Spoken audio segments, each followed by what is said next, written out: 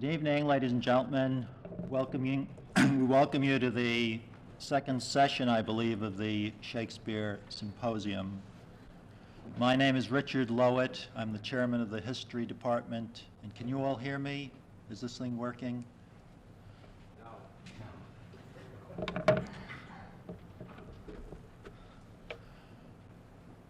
How does an American historian, one who specializes in 20th century American history, come to introduce one of the leading Shakespeare scholars in the world at the present time? That's the question, and there's the rub. How does one do this? At least one in my position. And I've mulled over this and thought about it. And possibly one way I could do it would be to follow, since our speaker now lives in Washington, and I lived in Washington at one time, doing research in the Library of Congress. How does an American historian come in contact with Shakespeare? Well, if one does research in the Library of Congress, especially in the manuscript division of the Library of Congress, which is located in the library annex, which is right next door to the Folger Library, every day when one walks by going to the library, one passes in front of the Folger a marvelous statue of Puck with the famous quotation from A Midsummer's Night Dream, "Lord, what fools these mortals be." And I, as an American historian, particularly relish the fact that Puck was always pointing continuously at the Congress, the dome of the Congress of the United States. And I suppose on the eve of the vote on the Panama Canal Treaty, that's an appropriate comment. As an historian, I also came into contact with Shakespeare in Washington, downtown along Pennsylvania Avenue, in front of the National Archives. There's a sign commenting with a quote from The Tempest, "What's past is prologue." And I'm reminded of the story of one scholar, not a professional scholar, who in the book he wrote began it with the quote, "What's past is prologue," and then had a footnote, and you look down to the footnote, it said National Archives, Pennsylvania Avenue, 10th Street, Washington, D.C. But as an historian and as a biographer, I think I can relate better to some of the things our speaker has written, particularly in the preface to his remarkable book, Shakespeare's Lives, wherein he says, quotes, "I embarked on my work without any preconceived theme or thesis, for these I distrust as straitjackets, stifling insight and reducing complex intellectual phenomena to simplistic formula." And then he acutely adds, "But I quickly recognized the truth of the observation that biography tends toward oblique self-portraiture." And as an historian, I also appreciate the fact that our speaker understands, again quoting, "the utility of preserving the apparently trivial, because such items can be of tremendous value to scholars seeking to unravel and understand the past." Though our speaker is the authority on Shakespeare's lives, that is, the biographers of the Bard, he has never lost sight of their subject as well as his, namely, of course, William Shakespeare, whom he has viewed through a succession of different eyes and from constantly shifting vantage points. In short, our speaker has fully examined the sources of a biography of the Bard of Avon, and in doing so has gained a mastery of another subject that intrigues me as an historian, namely the theory and practice of literary biography in different periods. And further, I am also delighted to note that our speaker is concerned about the impact of modern technology upon humanistic studies, important though the contributions based upon the use of new techniques have been. He has written, quotes, "When literary pursuits have become so specialized and objective, indeed at times mathematical, when the electronic computers have been placed at the service of scholarship, I believe it is more than ever necessary from time to time to demonstrate the continuity of an older kind of literary study, one that did not disdain to offer its fruits to those outside the academic's privileged walls." Thus, what appeared to be an incongruous gesture on the part of the conference steering committee in asking a specialist in 20th century American history to introduce a Shakespeare scholar might now, I hope, appear a bit more rational. There was a method in their madness. Ladies and gentlemen, it is both a pleasure and a privilege to present to you the distinguished professor of Renaissance Studies at the University of Maryland and a trustee of the Folger Library, who in 1975 capped his numerous studies of the Bard with the splendid volume modestly entitled William Shakespeare, A Documentary Life. Of course, it is far more than that. Ladies and gentlemen, Samuel Schoenbaum. Thank you very much for a lovely introduction. Ladies and gentlemen, I am going to do something a little risky at the beginning of this evening's session. And I want to assure you straight away that I have a prepared text with which I will in a few moments regale you.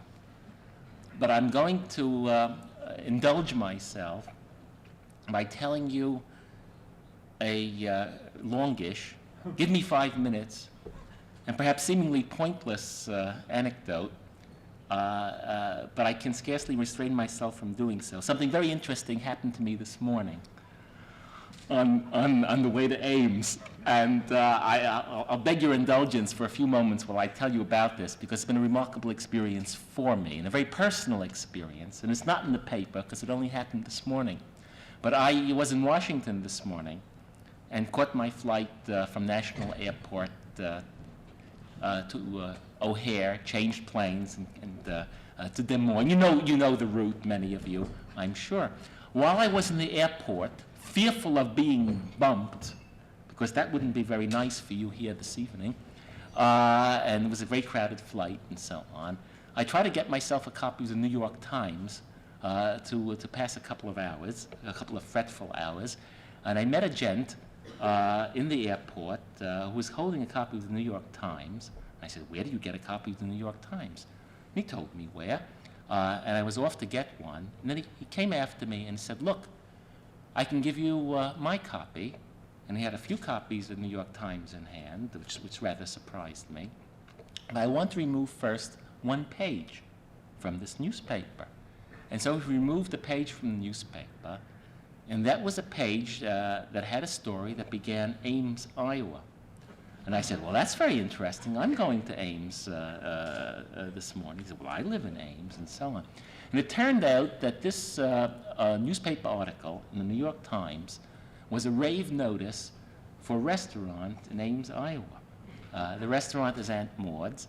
And this man that I met by chance in National Airport in Washington is one of the owners of Maud's restaurant, Aunt Maud's restaurant in Ames, Iowa. I looked at this marvelous article with photographs and a terrific plug for the restaurant. Let it not be said that the Midwest is a gastronomic wasteland. That sort of thing. Real New York provincialism displaying itself. And so we went off together. And changed planes in Chicago. And we had a drink together at the airport club. And it was very nice, and we talked about restaurants and things on the way from Chicago to Des Moines.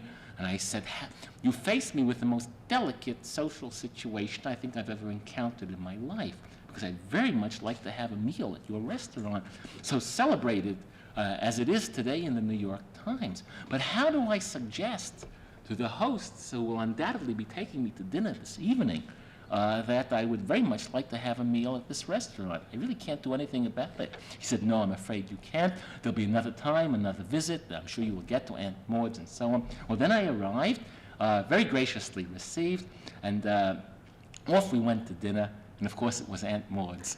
That had been picked for that evening, for the evening meal. And we had a delightful meal and a lot of wine and a lot of good conversation. It turned out that I knew at least half a dozen people that my hosts knew. And I come to you tonight, ladies and gentlemen, warmed with wine, smugly self-satisfied after having gorged myself on a lovely meal. And I must now read a paper to you that I fear may have all the characteristics of anticlimax. But I can say this. I've lectured in many places between California and Tokyo, but never have I had a more delightful entree to a city, to a town, and to a campus than I've had this evening. And I did want to say that, and I do appreciate you putting up so good-naturedly with such a circuitous anecdote. Now become very serious. Become very serious and well-bred, and I will read to you my paper on the man Shakespeare. You will perhaps allow me to begin my paper, and it's about time, at this symposium, at which we make much ado about Shakespeare, by recalling another gathering on Shakespeare. That was the International Shakespeare Conference in Stratford-upon-Avon, celebrating the quatercentenary of Shakespeare's birth. Late one afternoon, after the last paper, I visited Holy Trinity Church, where Shakespeare lies buried.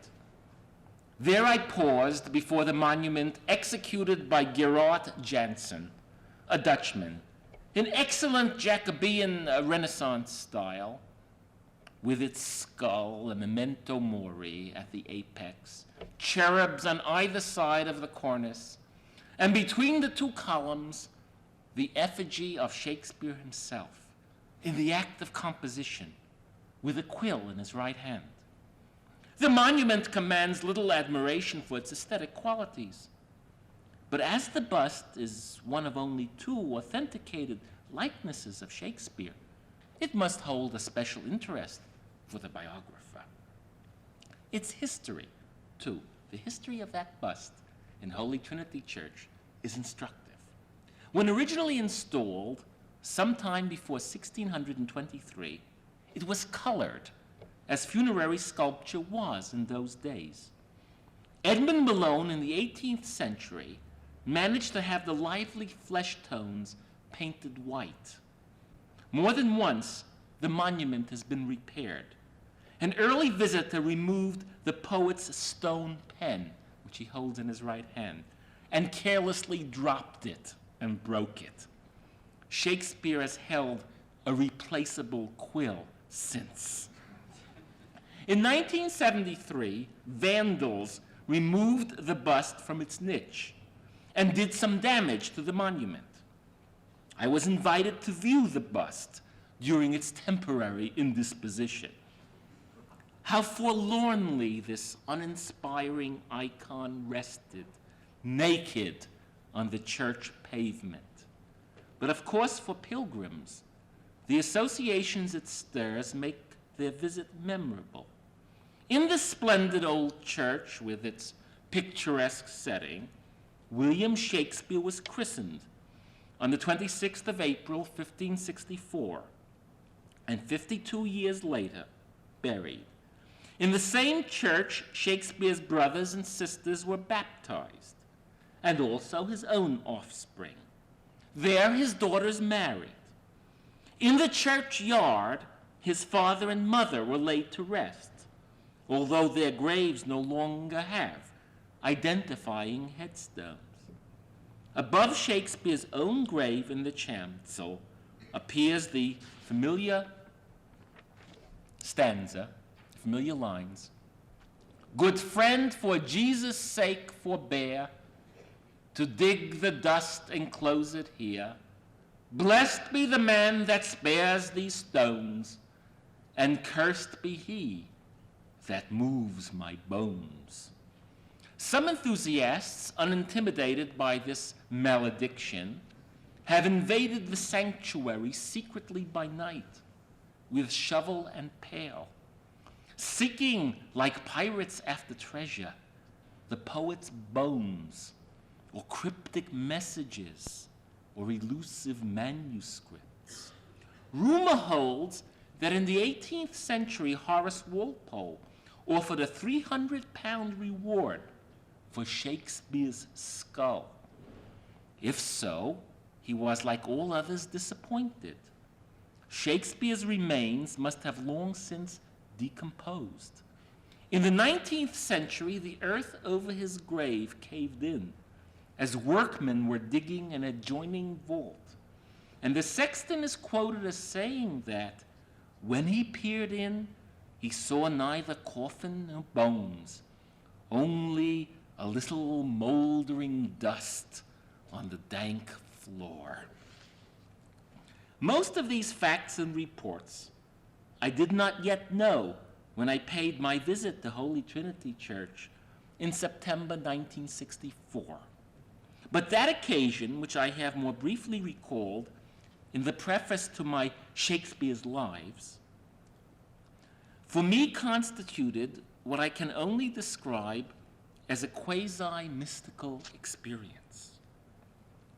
One is overcome by strange emotions in the presence of the great and honored dead. One also feels in this shrine, at once holy and secular, a sense of the continuity established by so many pilgrim footsteps between the Shakespearean moment and our own.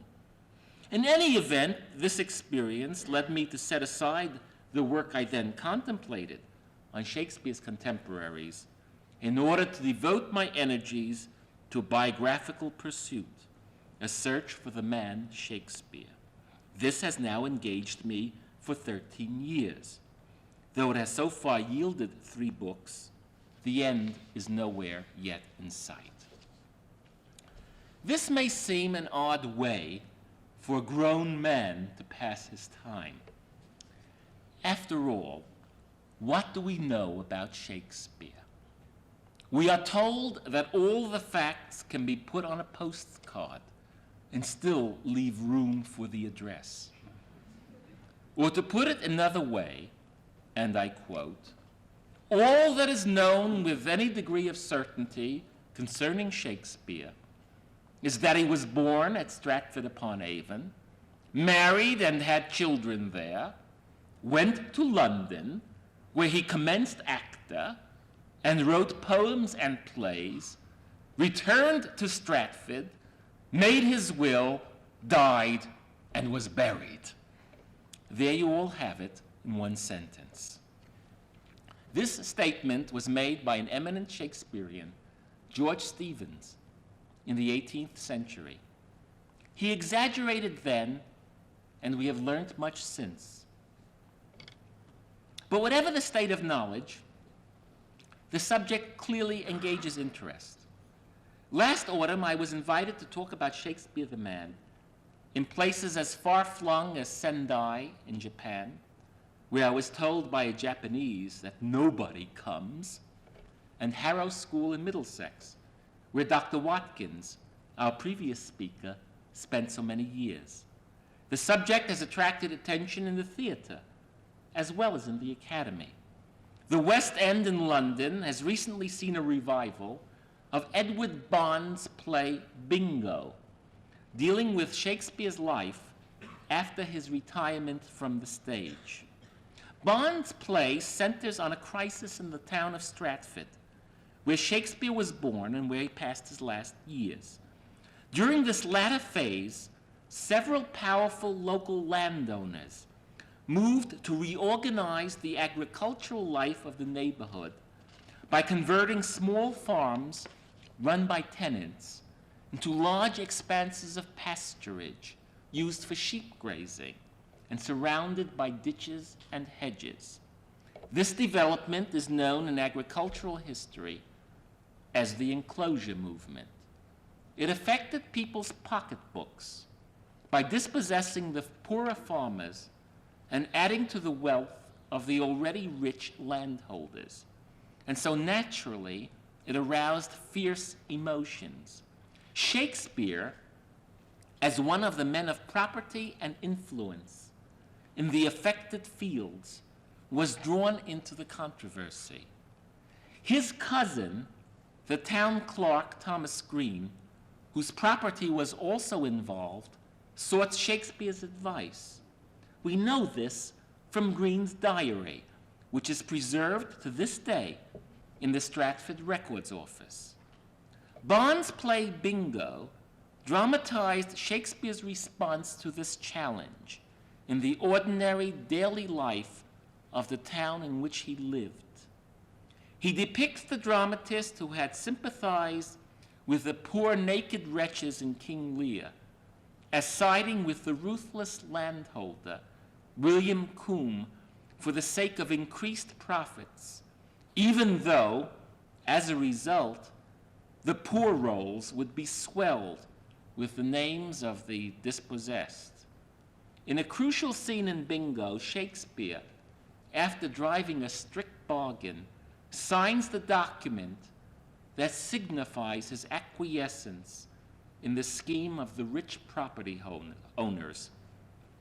Pity you didn't go into business before, Coombe the landholder says admiringly. You can bargain. Mostly, however, in this play about his life, Shakespeare sits in his garden and broods. His wife, we hear, keeps to her bed and hides from him. She doesn't know who she is, or what she's supposed to do, or who she married. His daughter Judith upbraids him. Later, in a Stratford tavern, Shakespeare has a reunion with his friend and arch professional rival, Ben Jonson. They drink together, and Shakespeare slumps over the table, spilling his wine.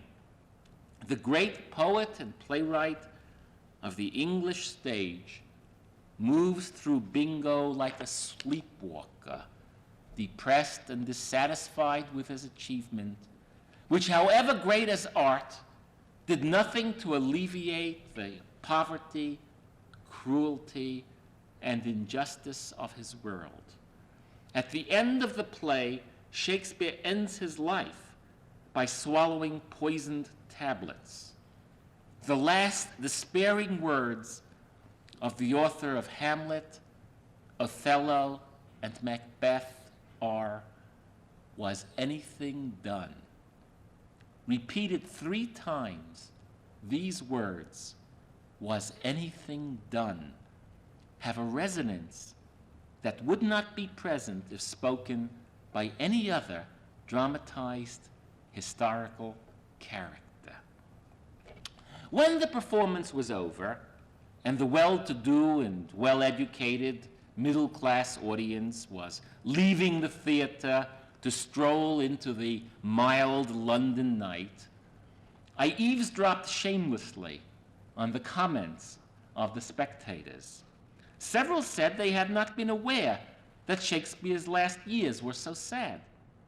Evidently, these theatergoers had come to the playhouse to satisfy some craving, to know more about our greatest playwright in the English language. If so, that was a pity, for Bond's play certainly would not have reliably informed them. In his own life, Shakespeare no doubt knew disappointment, even heartbreak and despair, but there's no evidence whatsoever that, like his creation Hamlet, he ever contemplated suicide. The earliest report we have of Shakespeare's mood during his last years comes from his first biographer, Nicholas Rowe, who included an account of the life as part of his introduction to an edition of the works in the year 1709. Rowe says, quote, "The latter part of his life was spent, as all men of good sense will wish theirs may be, in ease, retirement, and the conversation of his friends. He had the good fortune to gather an estate equal to his occasion, and in that to his wish, and is said to have spent some years before his death at his native Stratford." No hint of despair here, rather at twilight, the afterglow of a life well spent. Nor is the evidence clear that Shakespeare sided with landowners, of whom he was one, during the dispute over the enclosure of the fields near Stratford. But Bond is not a biographer, but an artist. In Bingo, which he subtitles Scenes of Money and Death, he wants to give expression to some passionately held convictions about the role of a writer in society. I admit, he says in the introduction to the printed text of his play, that I'm not really interested in Shakespeare's true biography in the way a historian might be. Nevertheless, whatever Bond's conception of his task, people go to see Bingo in England and in this country to be biographically enlightened. They have a natural curiosity about the lives of great men. This desire to know has in the past been gratified by other plays dealing with Shakespeare's life, as well as with prose fictions in the form of novels, of which Anthony Burgess's Nothing Like the Sun has found a wide audience. An even larger audience, this one of millions, shortly will watch John Mortimer's dramatization of the life of Shakespeare in a series of television plays produced by the British Commercial Network. I expect that viewers will be enthralled, but not very reliably informed, and they won't know whether they are being reliably informed or not. For it is a curious paradox that with all this biographical activity, there should also be widespread ignorance in the English-speaking world about the life of its preeminent poet, as well as some naive misapprehensions, such as doubt in some uninformed quarters about whether indeed he wrote the plays and poems published under his name. Tonight, with more time to disport myself with than a postcard-length message allows, I can nevertheless touch with you only on some of the essentials. Let us begin with beginnings and say a word first about Shakespeare's origins. The house where he was born still stands in Henley Street, in the town of Stratford-upon-Avon, in the county of Warwickshire, a part of England known as the Midlands. Today, more travelers visit Shakespeare's birthplace than ever before in the past. Wherever Shakespeare's birth is celebrated, the date chosen is April 23rd, which happens also to be St. George's Day, and St. George is the patron saint of England. It is a happy coincidence that the two anniversaries should fall on the same day. But that it does is not a matter of fact, but of long-standing tradition. Actually, we don't know precisely when Shakespeare was born. Birth certificates, as we know them, did not exist in 16th century England. It is the record of the baptism that is preserved. Shakespeare was christened as the Stratford Parish Register records, on April 26, 1564. He may or may not have been born on the 23rd, but that is as good a day as any on which to mark the anniversary. More important is the fact that he was born in Stratford. In Shakespeare's day, the population of Stratford stood at less than 2,000 souls, but in some ways this provincial market town on the gently meandering River Avon must have looked very much as it does today. The handsome collegiate church of the Holy Trinity, then as now, graced the river's bank. The Guild Hall, today badly in need of repair, stood then just a stone's throw from the great house which Shakespeare bought after he had established himself as a leading figure in the London theatrical world. Clopton Bridge, then as now, spanned the Avon with its 14 massive stone arches and pointed the wayfarer the way to London.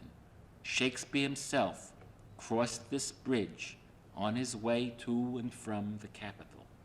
In his day, Stratford was leafy with elm trees, blight having not yet destroyed them. If anything, Stratford was more attractive then, before the advent of Hilton hotels and souvenir shops. It was, however, less placid in the 16th century than it is today. New information about the town still comes to light, and I thought that I should devote a little part of my time tonight to telling you about something really fairly newly discovered, rather than just rehearsing the more familiar elements in the historian's quest. So I have something to share with you, an episode very lately recovered, which has a bearing, however tangential, on Shakespeare. The document to which I refer is a deposition in the Public Record Office. I came upon it in transcription amongst a mass of uncatalogued papers left by Etanyi Lean. He was the brother of the film director whom you all know about, David Lean, who did Lawrence of Arabia and a number of other very celebrated films. Well, Lean was in the early stages of a book on Shakespeare's Warwickshire context when he died suddenly in October 1974. His widow graciously invited me to London to examine her husband's literary remains. There I found a deposition by one Roland Wheeler describing a violent crime purportedly committed by William Bott, a turbulent Stratford figure. This Bott knew personally 2 generations of Shakespeare's. Twice Bott and Richard Shakespeare, the dramatist's grandfather, together appraised the estates of lately deceased neighbors in the village of Snitterfield. With John Shakespeare, the playwright's father, Bott served on the Stratford Town Council. When in May 1565, he was expelled by the corporation for slanderous remarks about that estimable body, John Shakespeare, the poet's father, filled the post vacated by the expulsion.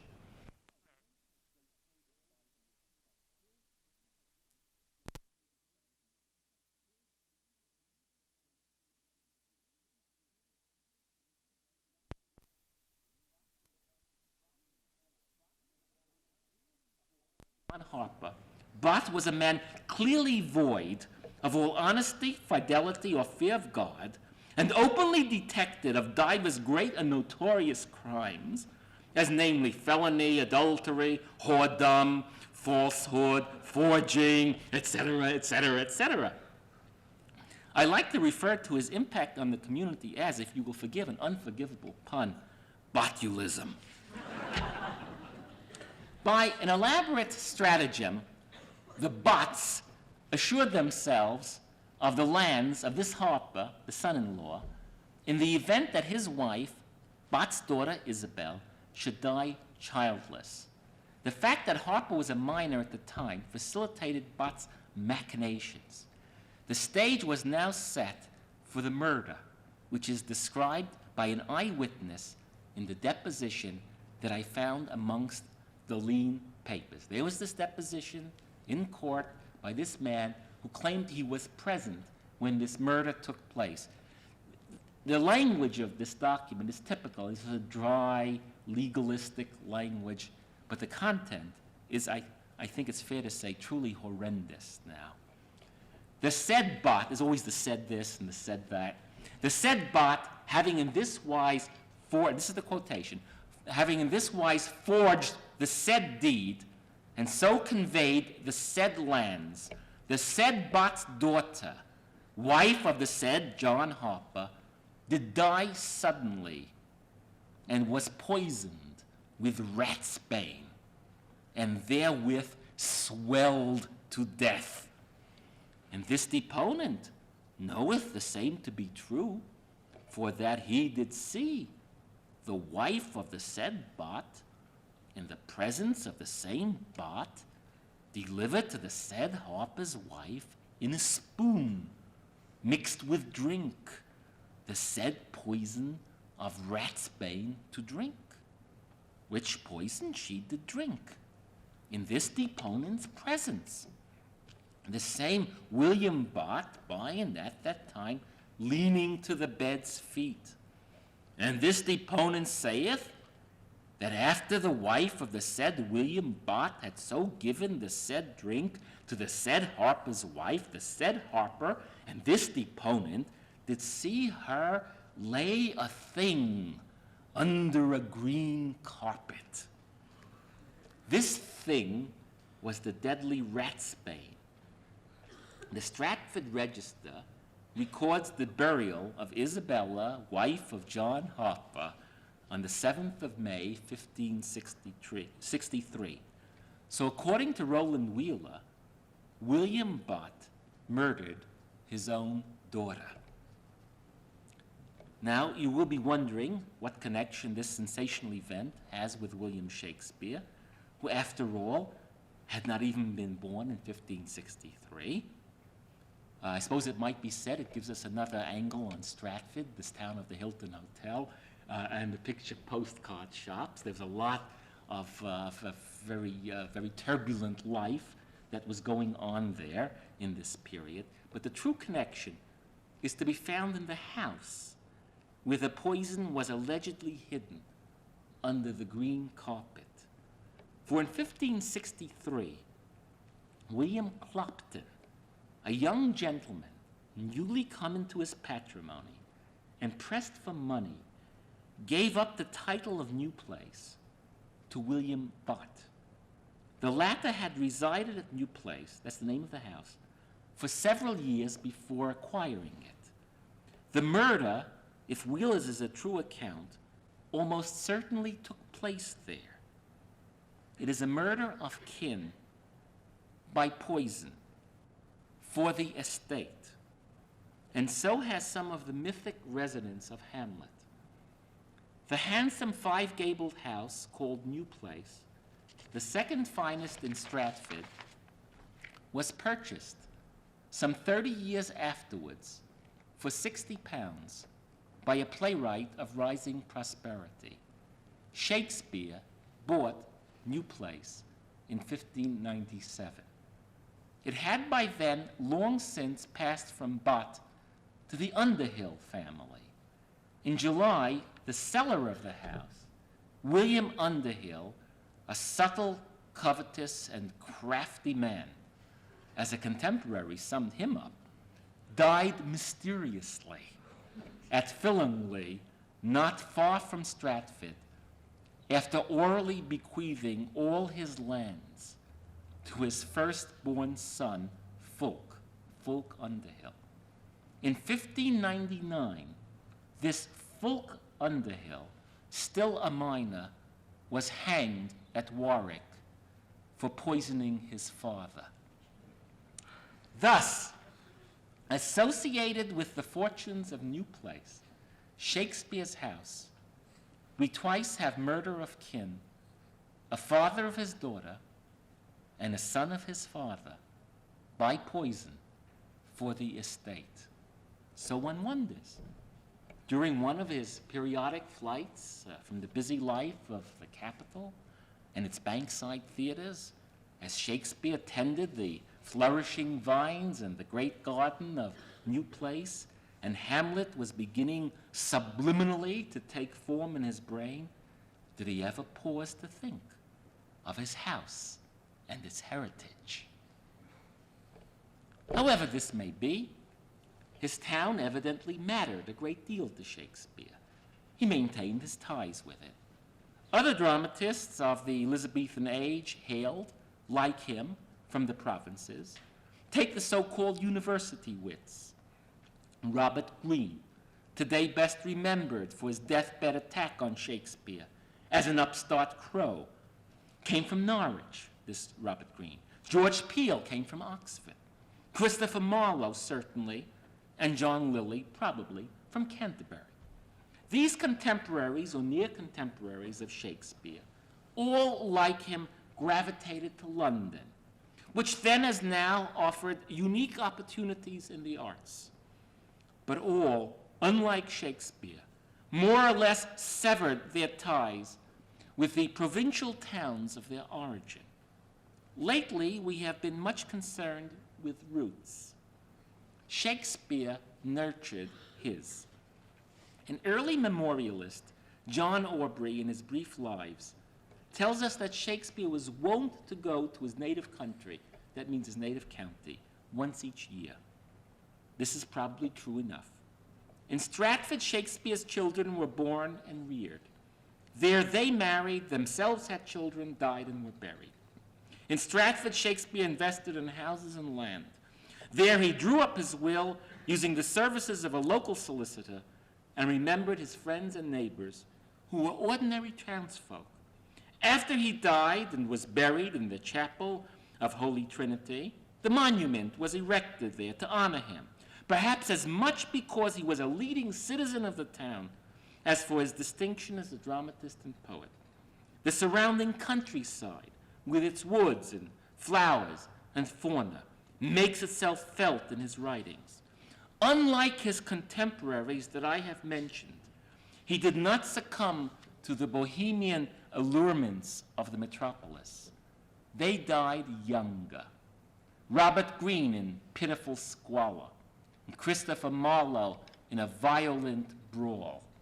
Shakespeare instead became a gentleman with a coat of arms and ended his life in prosperity. Unlike Marlowe and the rest, Shakespeare never attended a university. His name does not appear in the registers, preserved to this day, of Oxford and Cambridge, the two ancient universities. Such formal education as he received would have taken place at the King's New School of Stratford-upon-Avon, which he would have attended without cost to his parents. Many have marveled that a writer who demonstrates in his work such wide and varied learning with respect to literature, rhetoric, music, and the law, as well as British and Roman history, not to mention his profound understanding of the human heart, should have succeeded so astonishingly without the advantages of a university education. Disquiet about this deprivation must lurk behind the anti-Stratfordian impulse, the urge to deny Shakespeare's writings, and to attribute them instead to someone better educated and more highly born. However, patient modern investigation of the 16th century grammar school curriculum has revealed how broad and thorough a grounding the young scholars received during their long hours in the classroom. Here, in the King's New School, Shakespeare acquired the small Latin and less Greek with which Ben Jonson credits him, although the Latin, at least, was far from small by today's standards. Cicero and Quintilian for rhetoric, Sallust and Caesar for history, Ovid, Virgil, and Horace for poetry. That's pretty good for grammar school. Ovid's Metamorphoses would remain his favorite classic. A university career in those days would not necessarily have better equipped a young man for a career in letters. We do well not to confuse the modern university with its enlightened liberal arts curriculum, with the altogether narrower course of study inherited from the Middle Ages of an English university in the 16th century. The formidably learned Johnson never went to the university either. What Shakespeare did acquire in his youth was a taste for reading, an interest in ideas, and a quick and retentive memory. His own genius and the bookstalls of Paul's Churchyard, center of the London book trade, supplied the rest. Shakespeare also acquired, very early on, a wife. The circumstances surrounding his marriage, and I see time passing, and I shouldn't wish to outlive my welcome here, I will focus on a few of the more important aspects of the career in the time remaining for me. So I'll say some words about his wife, I'll say some words about his will, and a few general comments on the impression that all these records make. Anyway, he acquired very early a wife. The circumstances surrounding his marriage furnish an ideal illustration of the problems presented by the study of Shakespeare's life.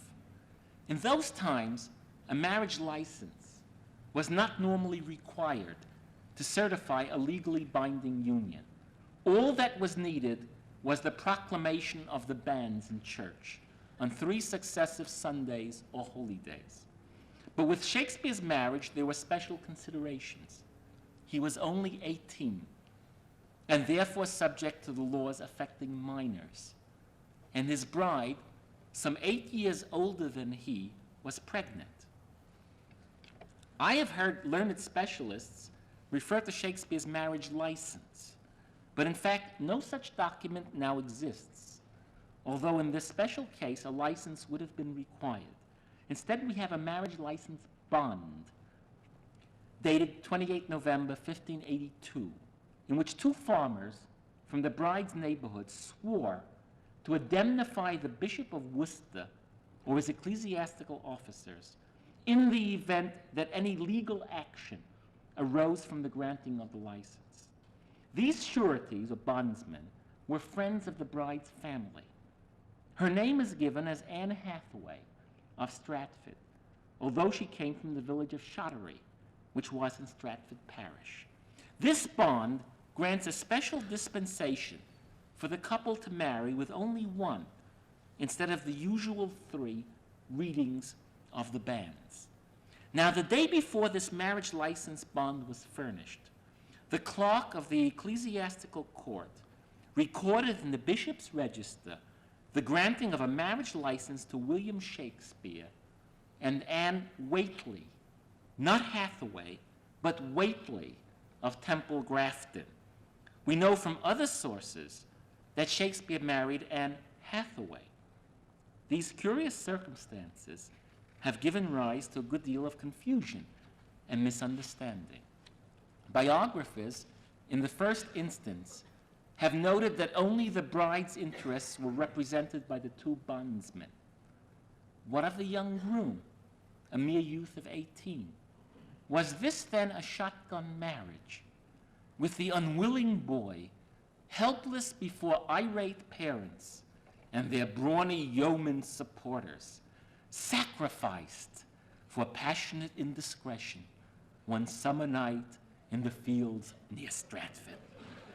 So a number of learned and popular biographers have thought. And what of the mysterious Anne Whately, who appears in this one record and nowhere else?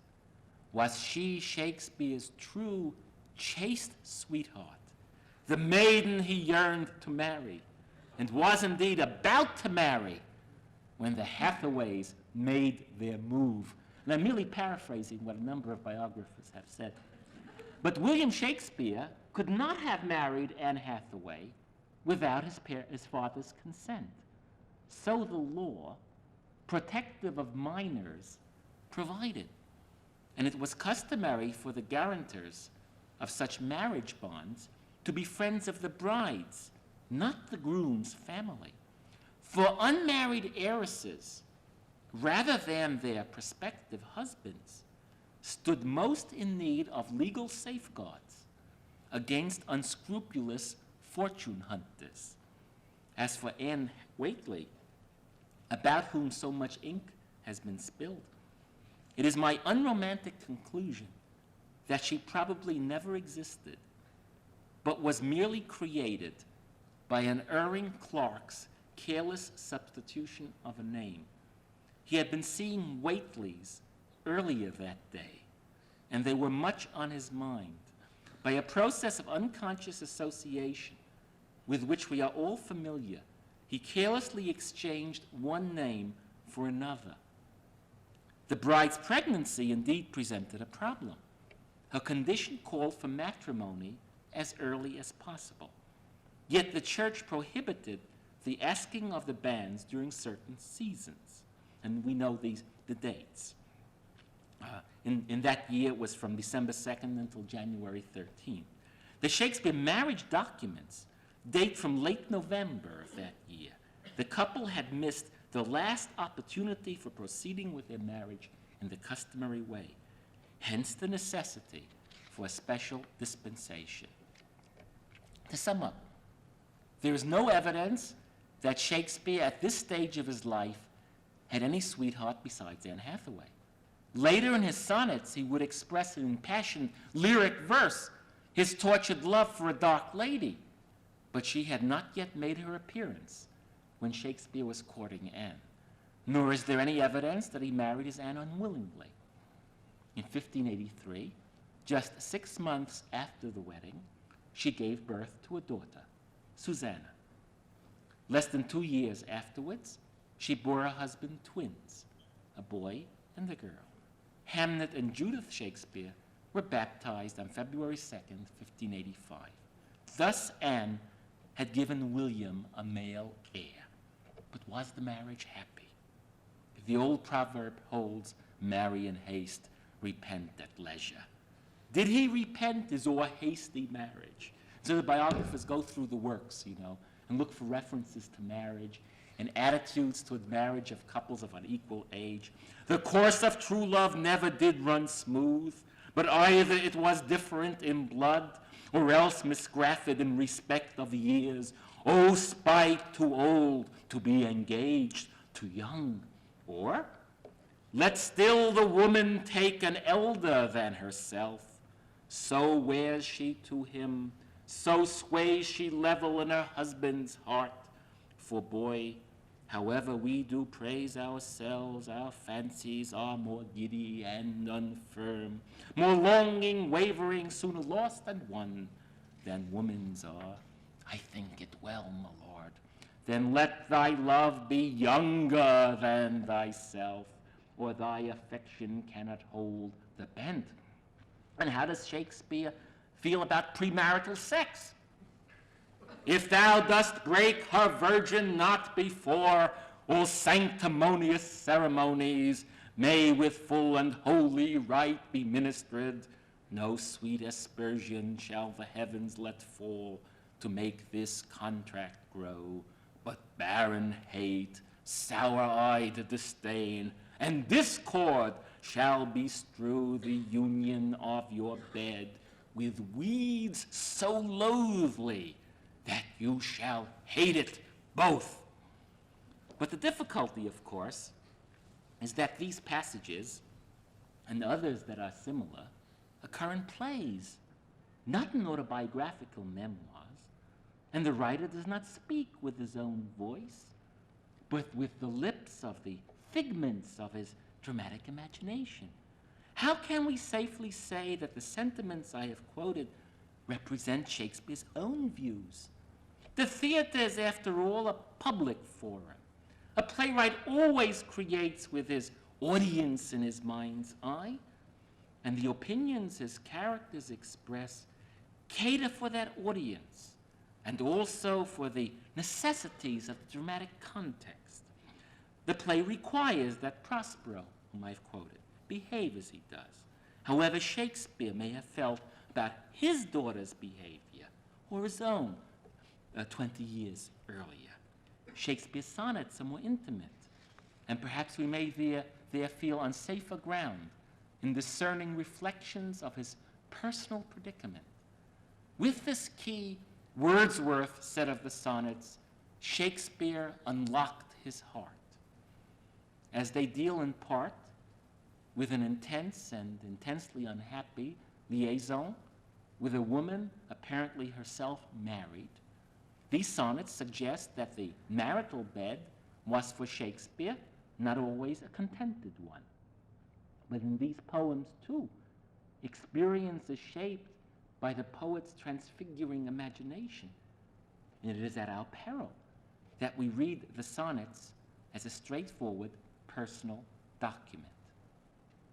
I have mentioned the bed, and here Shakespeare's last will and testament, drawn up shortly before his death, provides a clue.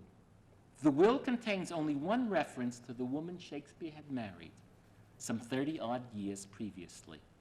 Item, the will reads, I give unto my wife my second best bed with the furniture. That is, by the furniture, the hangings, the bed linen, and the like that make up this elaborate item of Jacobean domestic furnishing. That is it. Not a word more. That's all he says about his wife. What are we to make of this bequest? Some biographers see it as derisive, a husband's scornful dismissal of his rejected wife. As far back as the 18th century, the great Malone thus interpreted this provision of Shakespeare's will, quote, his wife had not wholly escaped his memory. He had forgot her. He had recollected her. But so recollected her as more strongly to mark how little he esteemed her. He had already, as is vulgarly expressed, cut her off, not indeed with a shilling, but with an old bed. Well, that's one way to look at it. And this view has supporters up until the present day. But another interpretation is possible. May not the best bed have been kept in a special room and there reserved out of gracious hospitality for overnight visitors to the splendid house Shakespeare had bought in Stratford? If so, the best bed would have been regarded as an heirloom and would have naturally formed part of the estate he wished to keep together for his legal heir. The second best bed, according to this interpretation, would then have been the matrimonial bed with a special intimate significance. Other wills of this period refer to such beds with tender associations. In fact, we do not know what Shakespeare was thinking when he made his wife this bequest, but we can be sure that he did not have to provide otherwise for her in order for her to be looked after properly when he died. By English common law, enforced by local custom, a widow was entitled to a life interest of 1/3 of her husband's estate. Now I'm going to pass over a few of these pages because the time is passing here, and I'm going to say a few words about the will that Shakespeare drew up apart from this bequest, because that will lead me to some generalizations that I hope you will find of interest. The will itself is anything but a poetical document. It tells us a good deal about the position Shakespeare had achieved for himself in the world, not as an artist. For that we turn to the allusion books, which have the references to his plays and poems, but as a Jacobean gentleman whose art had brought him the material rewards and social prominence in his Warwickshire town that apparently mattered to him. The will also tells us about the friends, mostly townsmen, and family members he valued most, and teases us with that bequest of the second best bed. Omissions can sometimes be as intriguing as what is included. Shakespeare makes no reference to the Earls of Southampton or Pembroke, or for that matter, to any other high-born aristocrat, nor does he mention any Hathaways from his wife's family, although they still farmed in the neighborhood. The will is a bourgeois document that records a success story. Shakespeare amassed a considerable estate, which he was at pains in his will to hold together for his heirs. The College of Arms granted his father a coat of arms, probably at the son's instigation. In later documents, William Shakespeare does not fail to use the honorific title of gentleman, and his tomb in Stratford Church is emblazoned with the family arms. There is little in the will that accords with the romantic idea of the poet. But of course, Shakespeare lived before the Romantic age. And we have, I suppose many of us, a certain romantic notion of the poet. He lives in a garret, he's broke, and the world does not recognize his genius. He does a lot of coughing because he has tuberculosis. And then he dies of neglect and ill health and despised love at the age of 26. That fits, those facts roughly fit the career of Keats, but Shakespeare was not Keats. The pain he must have experienced in his life, the will and the other documents failed to convey. So we can only guess what he felt when his only son Hamnet was buried in Stratford on August 11th, 1596. Shakespeare could not then have with certainty foreseen that his entire direct line would be extinct before the end of the 17th century. Nor, if he still bedded his wife, could he be sure that she would fail to give him another son, although as she was already past 40, he may have reckoned that as unlikely. Presumably Shakespeare was present for the burial of Hamnet, but even that we can only infer, not truly know. So clearly, the documentary record has the gravest limitations, which would be idle to minimize. Yet to my mind, it has also great and salutary value for its very ordinariness, for conveying by its very starkness and in such manifold ways that ordinariness.